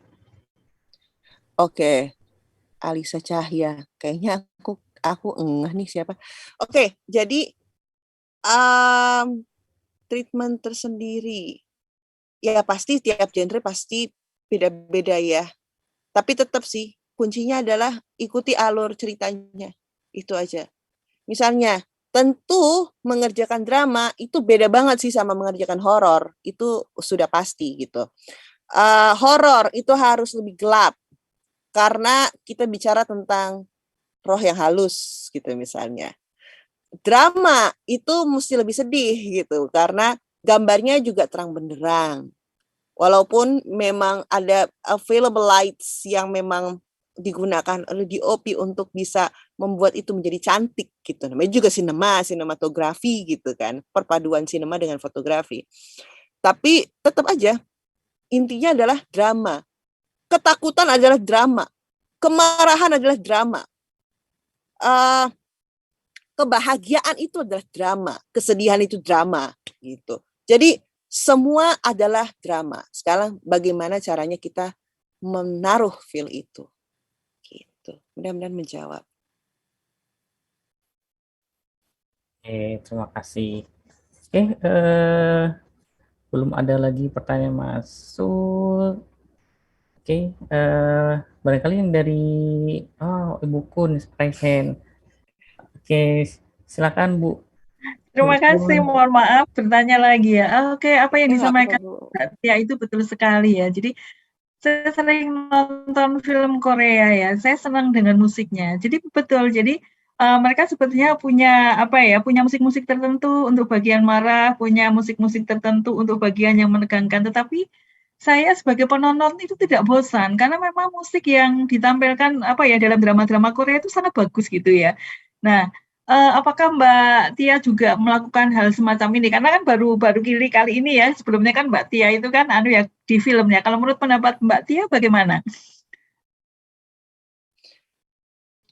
Kalau bagi saya memang beda treatment aja sih Bu. Karena kalau serial itu memang harus kecuali kalau misalnya memang produsernya ini biasa ngajarin film, feature film, dan dia memutuskan untuk kita bikin series tapi treatmentnya film.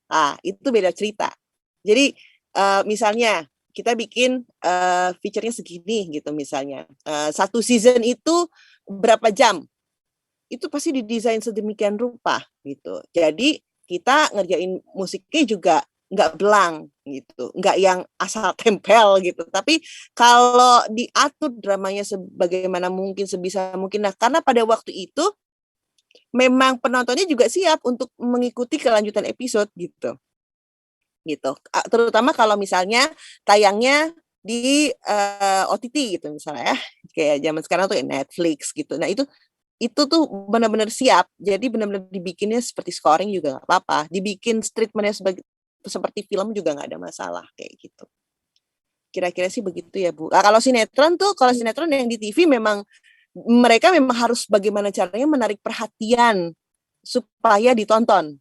Nah itu beda media, beda cara approaching musiknya. Demikian Ibu Kun, semoga menjawab. Iya, terima kasih. Iya, terus terang memang saya kagum ya dengan drama-drama Korea karena mereka menghadapnya itu betul-betul detail dan serius ya. Cuma kertas jatuh aja itu bisa disuruh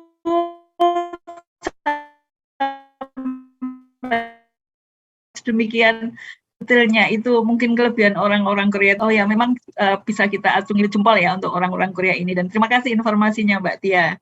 Sama-sama Bu. Oke, terima kasih Bu Pun, Fatia. Kita masih ada waktu menunggu, barangkali ada yang ingin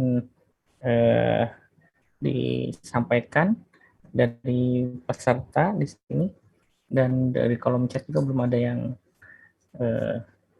belum masuk. Oke, kalau dari saya sambil menunggu yang lain, Mbak Tia, itu kan saya lihat tuh di tahun sekitar 2011 itu banyak sekali film-film yang digarapnya gitu ya. Itu mungkin lebih dari 10 gitu ya. Itu apa emang di tahun itu, apakah di tahun sebelumnya juga hampir tiap tahun saya lihat Mbak Tia pasti di sini ada film-film yang ya yang digarapnya gitu ya, untuk musiknya gitu ya. Nah ini di 2011 ini saya lihat tuh paling banyak gitu. Itu gimana tuh Mbak? Untuk apa ya, proses produksinya itu seperti apa? Karena banyak sekali gitu. Apakah itu deadline-nya benar mepet atau seperti apa itu? Gitu kan. Dengan film-filmnya mungkin berbeda-beda gitu ya. Seperti itu sih. Tantangan ya mungkin ya, tantangan. Oke, jadi ini memang sih pada waktu saya sekarang udah 40-an ya. Jadi waktu pas usia 20-30 tahunan gitu, ketika saya benar-benar on fire juga energi dan tenaganya gitu untuk bisa mengerjakan musik film. Pernah saya mengerjakan 13 film dalam waktu 1 tahun. Jadi setiap Mas Dedi kebayang dong, sebulan 1 film dan nggak ada breaknya.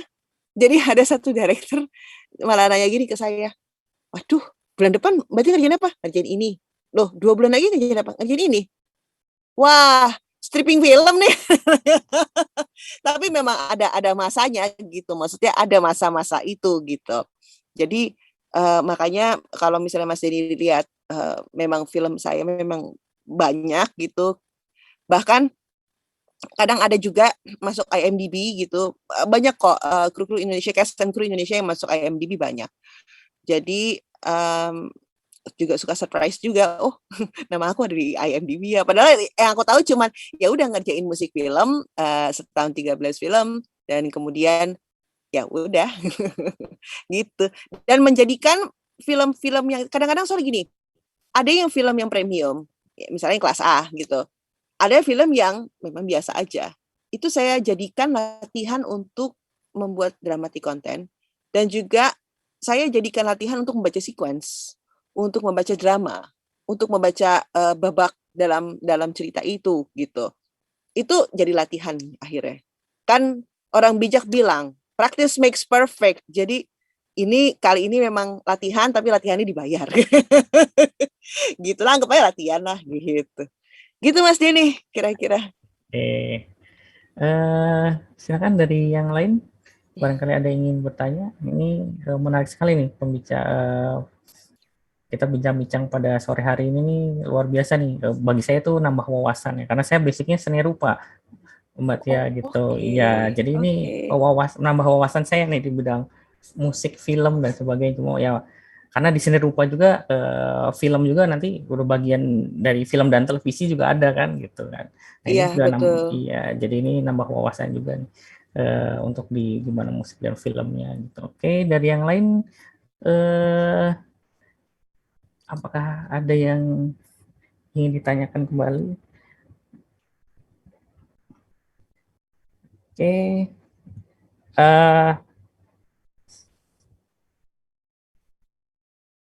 Kemudian ini Mbak Tia kan film tuh nggak, maksud gini, yang saya lihat dari judul filmnya gitu, apakah Mbak Tia punya ciri khas sendiri gitu di kira-kira menggarap apa musik film tertentu gitu, apa emang ini apa ya, kalau misalnya genrenya gitu atau apa ya, saya ngejelasin gimana, jadi gaya Oke. ya itu tuh genrenya apa gitu, mungkin gitulah maksud saya gitu, mungkin saya agak kurang bisa menjelaskan gitu. Nggak apa-apa, nggak apa-apa. Iya. Saya itu biasanya orang percaya saya itu drama, love story.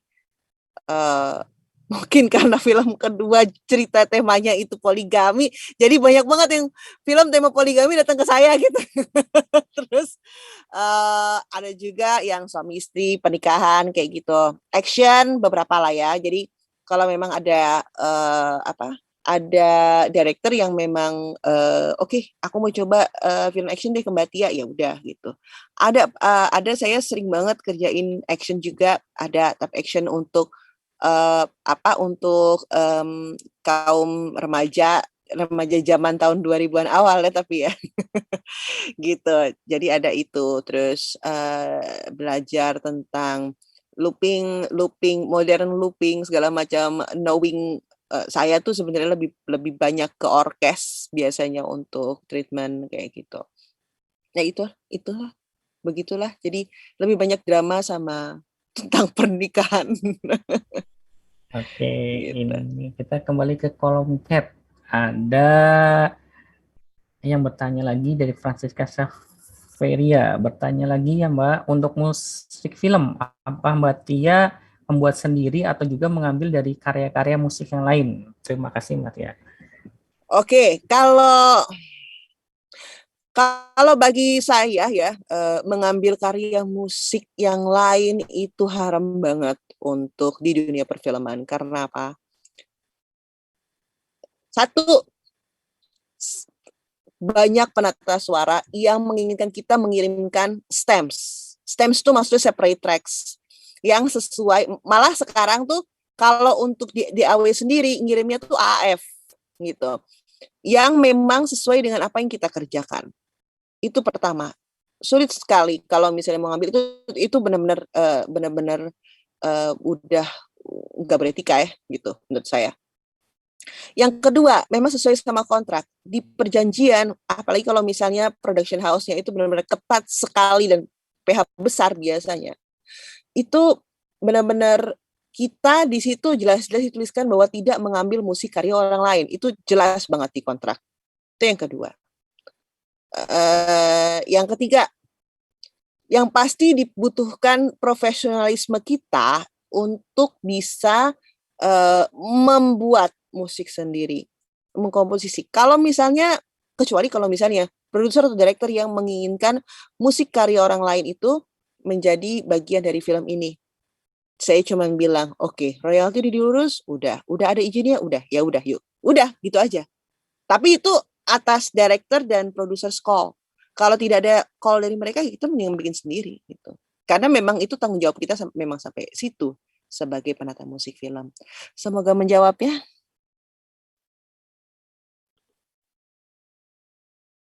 Oke, ada lagi dari kolom chat dari Ibu Kun. Pada bagian-bagian tertentu dalam suatu film, apakah juga digunakan dalam bagian film lain? Oke, kalau untuk feature film biasanya tidak begitu, karena film itu biasanya dari awal sampai akhir itu harus satu nafas, satu cerita. Karena kita sedang melihat cerita tentang satu tokoh utama yang diceritakan selama 2 jam. Paling lama oleh seorang sutradara. Jadi dan rasanya kalau memang ceritanya cerita baru, ya udah kita bikin baru lagi yang color-nya memang berbeda. Karena jangan kan gitu, visual aja beda. Color untuk yang color visual yang cool atau color visual yang panas, yang hot, yang tropis gitu, itu udah beda banget. Treatment musiknya sudah beda sekali. Belum lagi yang actionnya action ringan atau sama action berat gitu, itu aja juga udah beda gitu. Mudah-mudahan bisa menjawab Ibu. Gitu. Oke, kita masih menunggu apakah masih ada lagi yang ingin. Ada yang raise hand. Kalau nggak keberatan Oh mungkin ini, iya, kalau nggak keberatan mungkin ini pertanyaan terakhir Iya. karena saya pakai color neck kan, pakai iya. neck color maksudnya. Jadi Iya. agak nyekek kalau saya mesti ngejelasin lebih banyak. Iya, ini yang terakhir karena waktu juga, mungkin sebentar lagi ini mungkin terakhir. Silakan Mas Rian.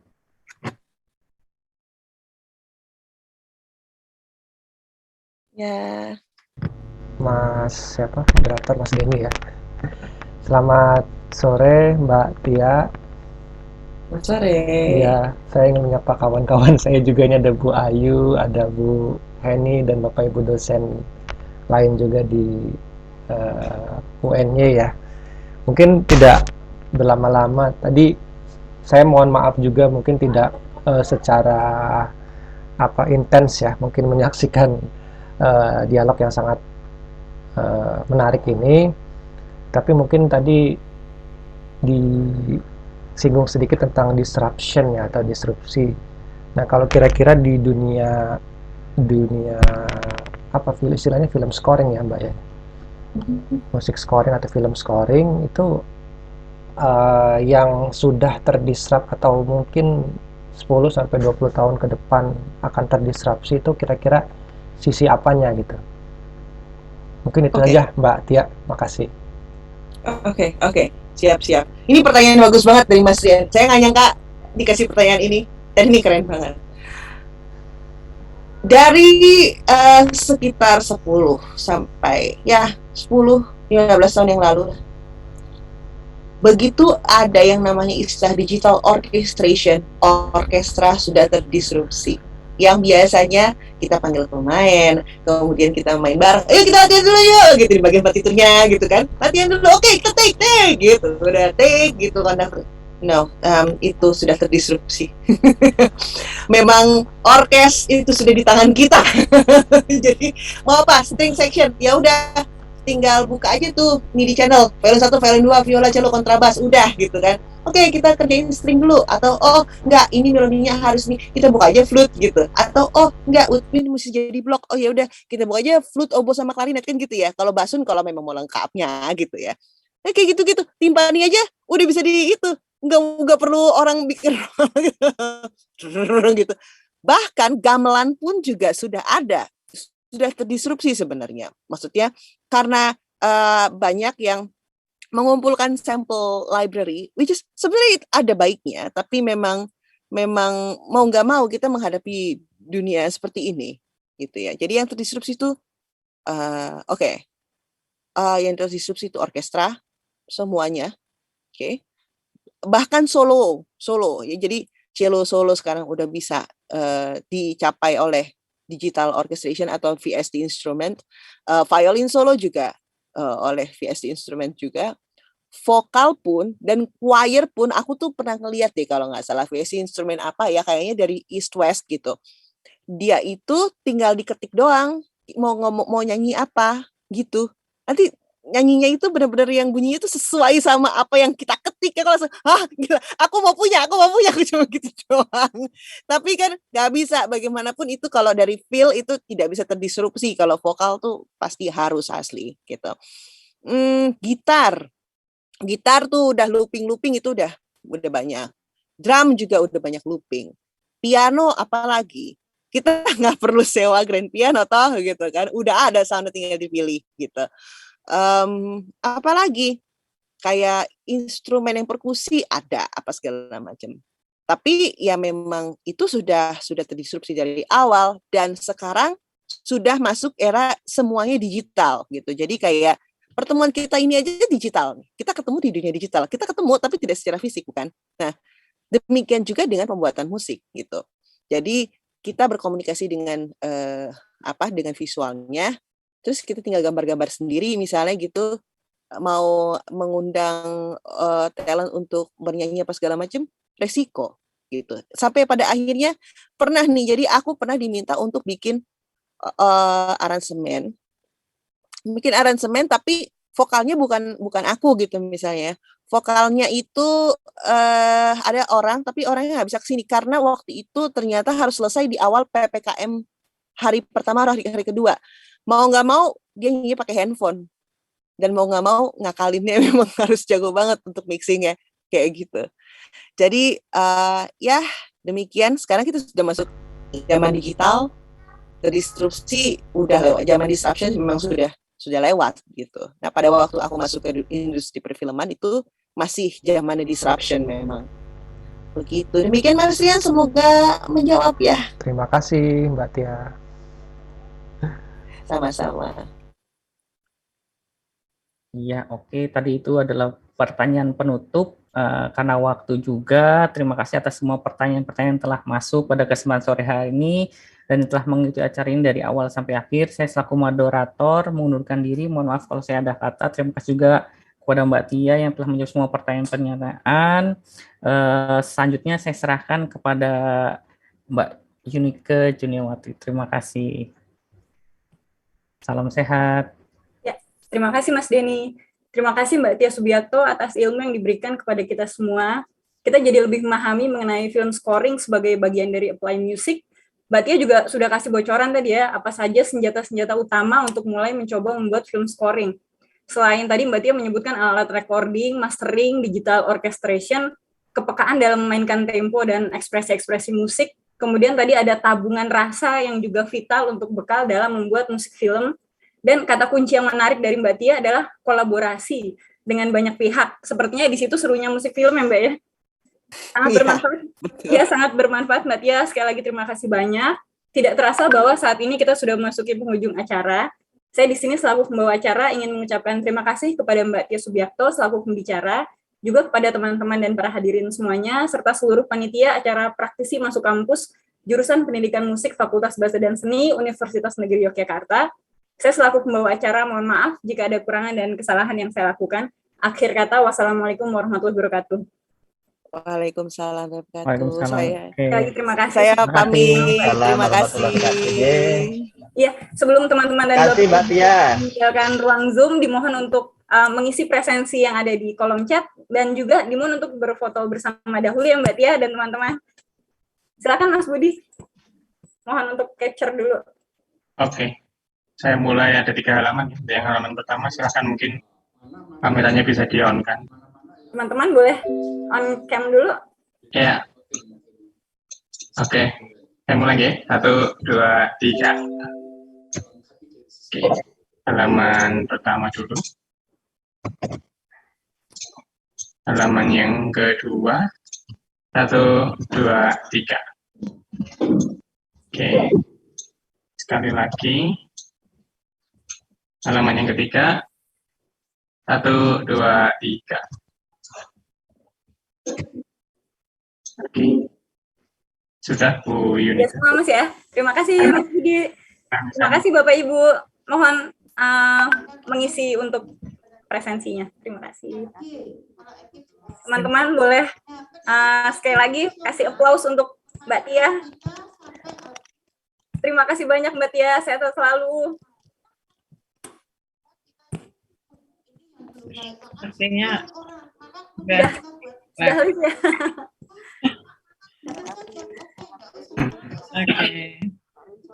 Oh, ini ada pertanyaan dari Mas Rama. Kalau mau akses dokumentasi dan rekamannya di mana Ibu? Ada di YouTube juga ya? Di YouTube Pendidikan Musik ya? Enggak ada. Oh, yang hari ini Mas Biru mungkin ada rekamannya? Rekaman Zoom ada. Kalau YouTube-nya hari ini enggak ya Bu ya? Enggak ada. Oke, enggak ada di YouTube ya ternyata. Kalau mau minta rekamannya bisa kemana Bu Drias? Mas Budi mungkin yang merekam tadi ya? Tadi yang merekam? Iya, Mas ya. Budi. Ada Bu rekamannya. Bisa langsung bertanya ke Mas Budi untuk akses linknya. Bisa. Mas Rama. Ya. Nanti bisa di saya. Kalau untuk yang hari ini mungkin menunggu sampai besok mungkin. Kalau yang kemarin-kemarin sudah ada. Ya. Begitu ya teman-teman. Kalau mau akses untuk dokumentasi. Selamat sore Bu Ayu. Kalau saya tutup untuk Zoom-nya, Bapak Ibu. Teman-teman semua. Terima kasih banyak semuanya. Mohon izin. Assalamualaikum. Terima kasih. Terima kasih.